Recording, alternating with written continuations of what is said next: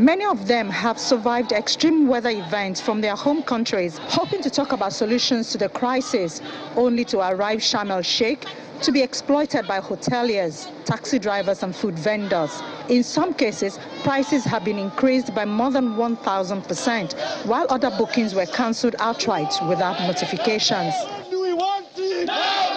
Youth, civil society organizations and other non-state actors are here to vent pent-up anger. These allegations and sad stories did not go unnoticed by the host country.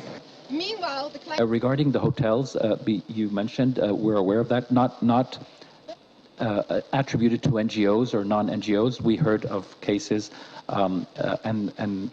while these are private entities, the COP presidency, through government officials, have intervened, and we've addressed some of the specifics that were taken up and brought to our attention, but we've also asked everyone to continue to bring cases to us as rapidly as possible so we can interfere, but it's not always about just addressing a particular case. We need to get to the root of it and see what kind of problems exist, and we address that. Another issue which was, again, subject of a lot of complaint, was the prices of food around the venue.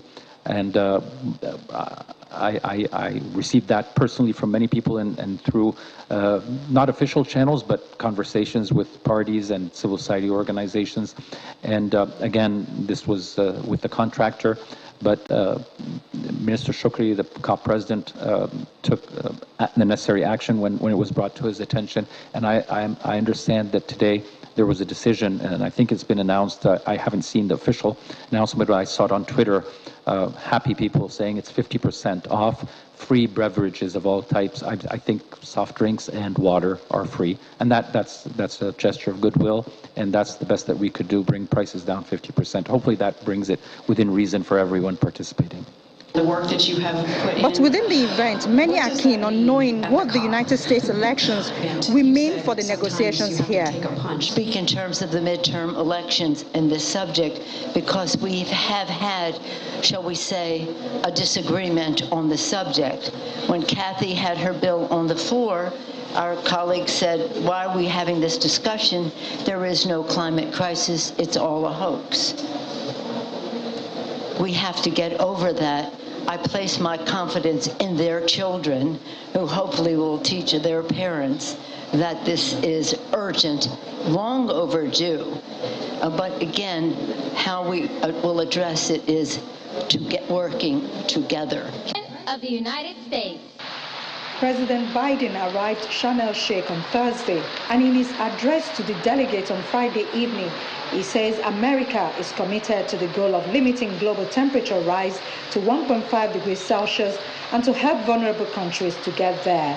Already requested more than $2 billion for the Prepare this year. I'm going to fight to see that this and our other climate objectives are fully funded. Today, as a down payment, we're announcing more than $150 million in initiatives that specifically support Prepare's adaptation efforts throughout Africa, including Adaptation in Africa, effort that Egypt and the United States launched together in June.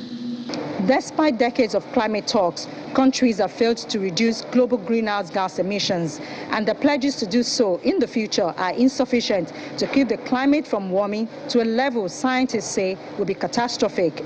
We focused on attempting, to the extent possible, of course, to show that there is progress and to include positive steps being taken forward across the board. The next few days will be crucial to the talks here in Egypt. Unfortunately, some delegates had cut short their trip due to the accommodation crisis and high cost of living. Whether this will have any impact on the outcome of the conference will be known in the next few days. From the COP27 venue in Sharm el-Sheikh, Ayola Kasim, Channels Television News.